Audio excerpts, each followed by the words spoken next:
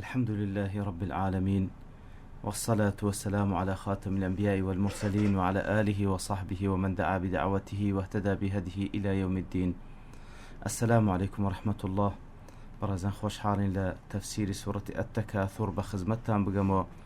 بما بست رزامندي خواهي قول وهي وادان ميوي آزي السودي لور بقدن إن شاء الله. أعوذ بالله من الشيطان الرجيم. بسم الله الرحمن الرحيم. ألهاكم التكاثر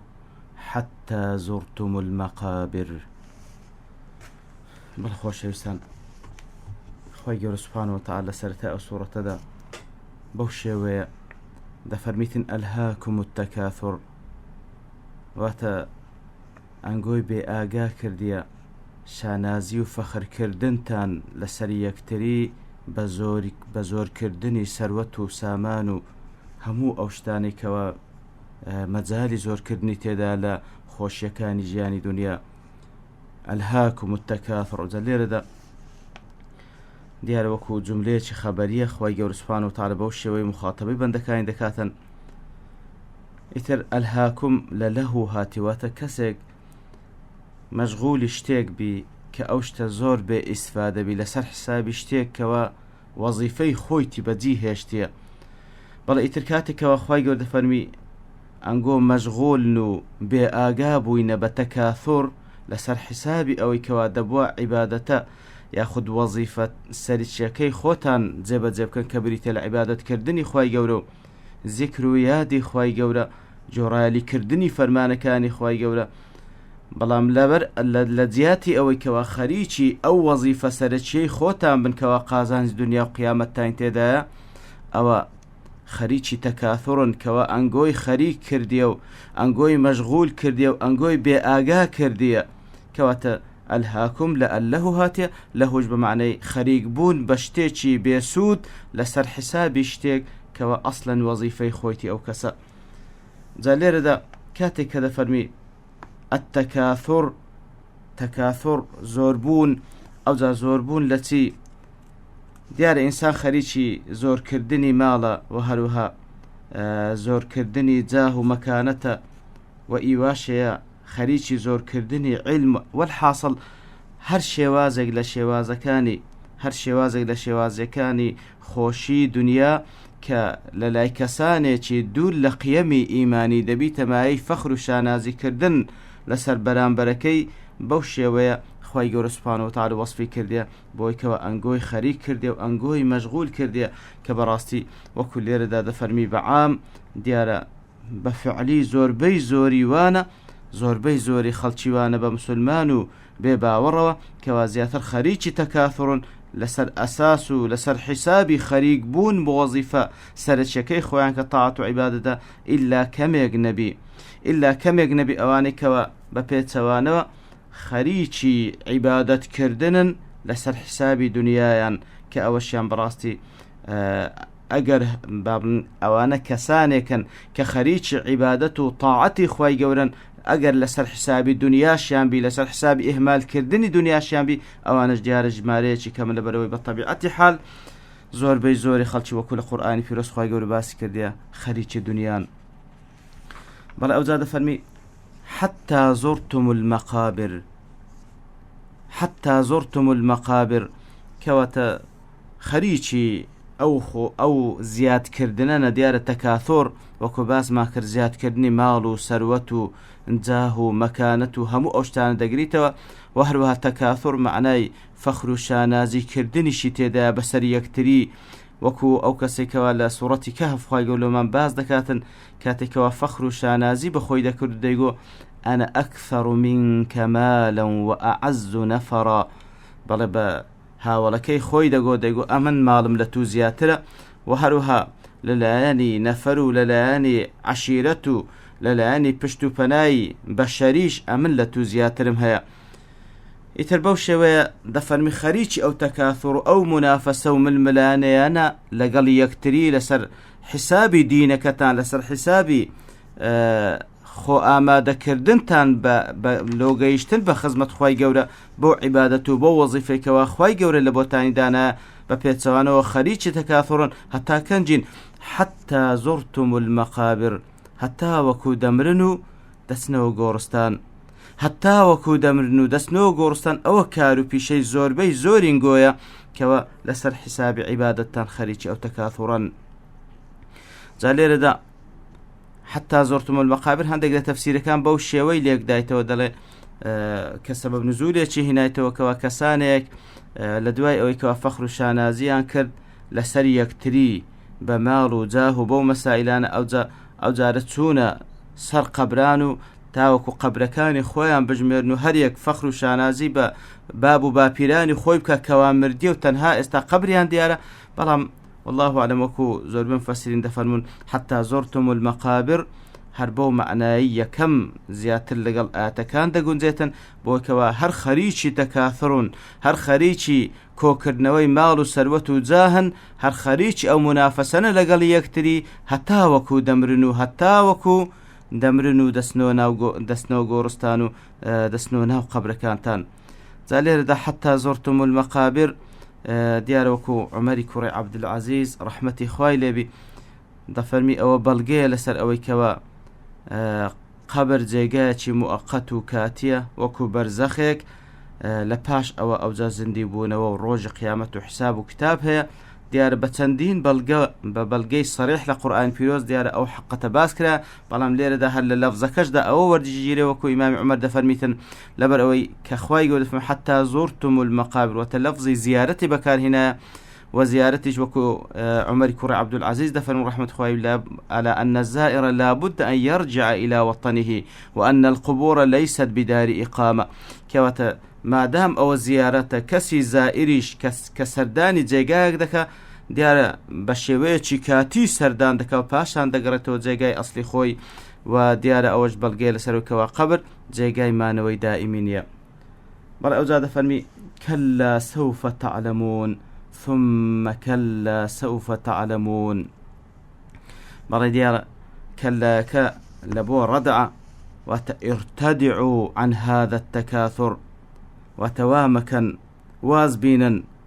واز بینن لەو کار و پێشێتان کەوا خەریکی شتێکی بێ سوود و بێ ئیستفادەن لەسەر ئەساسی لەسەر حیسابی شتێکی وەزیفەی ڕئیس و سەرەکی خۆتانەکە وەکو وتمان عیبادەتە، ئیتر واز لەو قەزیە بینن، واز لەو تەکاثوڕە بینن. لەبەر ئەوەی سوف تعلمون واتە ئەوجا لۆتان بەدیار دەکەوی، سوفە لە داهاتوودا لە بۆتان بەدیار دەکەوی، ثم كلا سوف تعلمون دیسانش تأکید دەکاتەوە دووبارە وا مەکەن لە مەولا لۆتان بەدیار دەکەوی. بەڵێ کەواتە لە مەولا لۆتان بەدیار دەکەوی کەوە ئەو تەکاثوڕەی خەریکی بوون، ئەو منافەسەکردنی یەکتری لەسەر ئەساسی زۆرکردنی ماڵ و جاه و ئەو شتانی کەوا بەکەلکتان لە مەولا لۆتان بەدیار دەکەویکەوە ئەو تەکاثوڕە شتێکی بێ سوود و بێ ئیستفادە بوو، بەڵکو خەسارەتی زیاتر لەبەر ئەوەی ئەو تەمەنەی کەوا سەرمایەی ژیانت بوو لە دەستتدا بەهۆی خەریک بوونت بە شتێکی بێ ئیستفادە. جا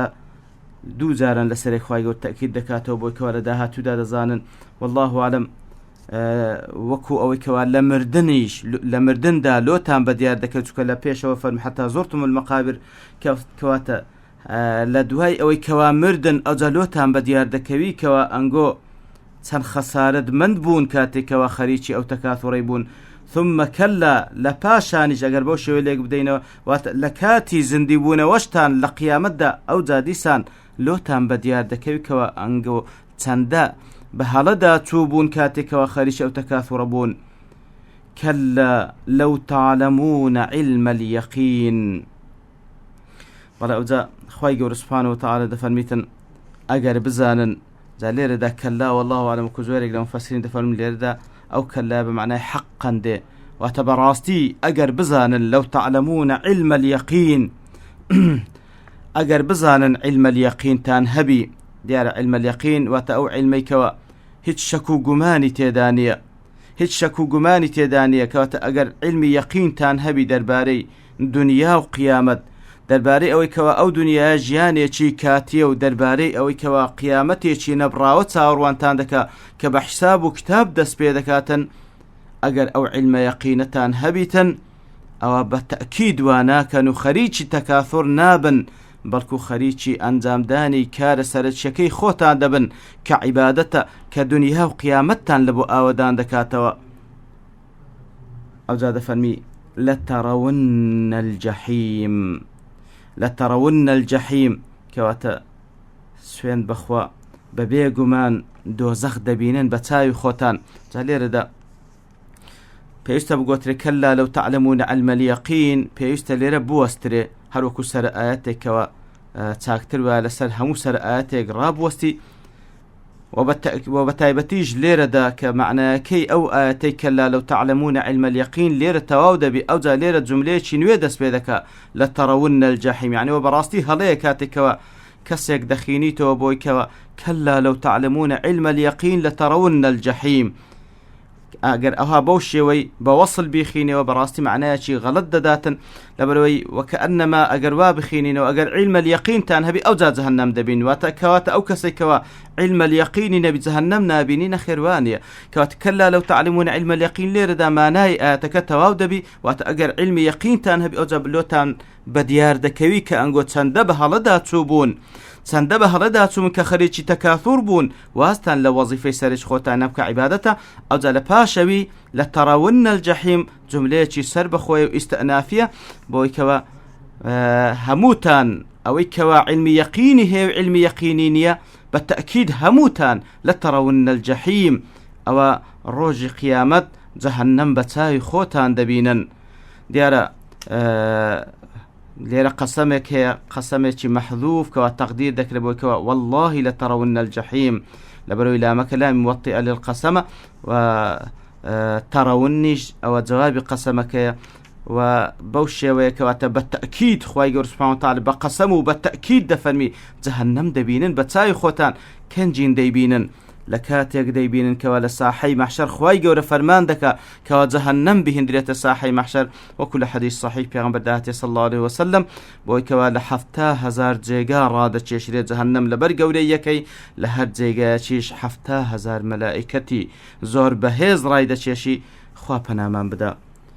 بەڵێ لەتەڕەون الجەحیم کەواتە بزانن کەوا جەهەنەم دەبینن بە چاوی خۆتان، شەک و گومان لە هاتنی ڕۆژ قیامەت نییە و بە تەئکیدیش جەهەنەم دەبینن بە چاوی خۆتان. ثم لترونها عین اليەقین، پاشان بە عین اليەقینیش دەیبینن کەواتە لە بۆ تەئکیدکردنی ئەو دیتنەی کەوا دەفەرمی کە کاتێک جەهەنەم دەینە ساحەی مەحشەر لەو کاتانەدا بە تەئکید ئەنگۆ جەهەنەم دەبینن بە عین اليەقین بە چاوی یەقین. کەواتە وەکو معلومە کە علم اليەقین هەیە، علم اليەقین هەیە و هەروها عین اليەقین هەیە و حەق اليەقین هەیە. کەواتە ئەگەر کەسێک علم اليەقینی هەبی، علم اليەقین کەوا شەک و گومان تێدانێ بە حەقەتی دنیا و بە حەقەتی ئاخرەت، ئەوە بە حەقەت خەریکی تەکاثور نییە. کەواتە لە قەدەر خەریک بوونی بە تەکاثور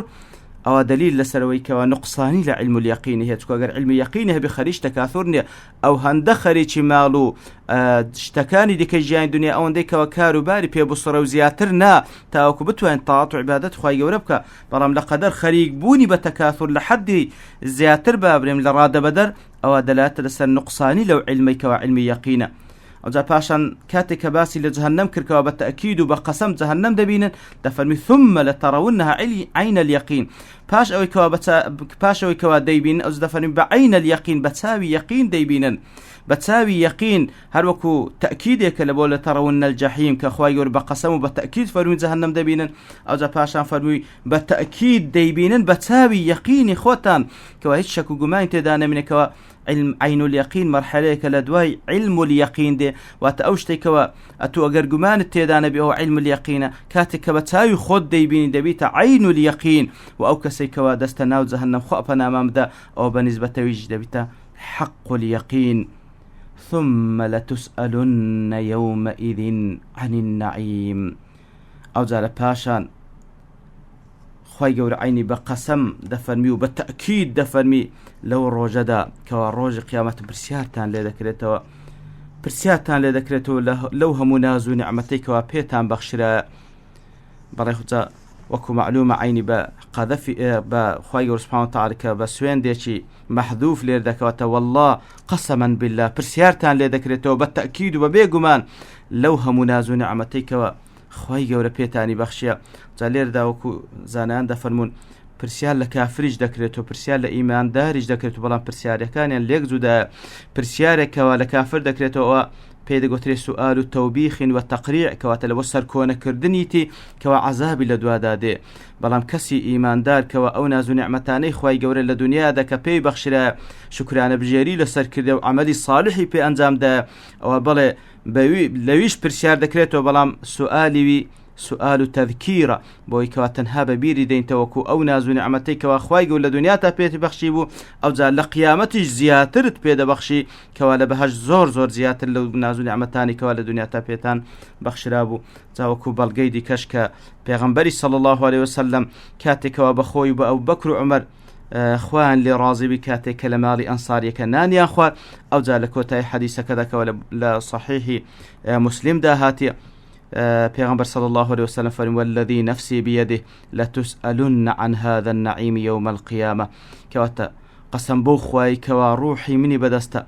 لو نعيم خوشي كإستا أو نانك وأخوار ديان بيان صلى الله عليه وسلم لقال أبو بكر وعمر خوان لراز دفن برسيارتان لذكرته وكو قوتمان بلام ديارا كزانان دفرمون برسيار ليكردنوي إيمان داران وكو تذكيرة ببير هنانوي كوا خواي قول ببيريان دينتو ناز نعمتك كان خوي كوا لدنيا ده بياني بخشيبو أو زاد فرمي زياترو زياتريش لبهشتا بيتان دبخشم لخواي قول داوكارين لو كسان بين كوا خواي قول سبحانه وتعالى وكو ببير هنانوا أو ناز نعمتان من لقيامة ببير بيني تا وكو زياترو زياتريش دبهشتا بيمان بخشي. سبحان ربك رب العزة عما يصفون وسلام على المرسلين والحمد لله رب العالمين.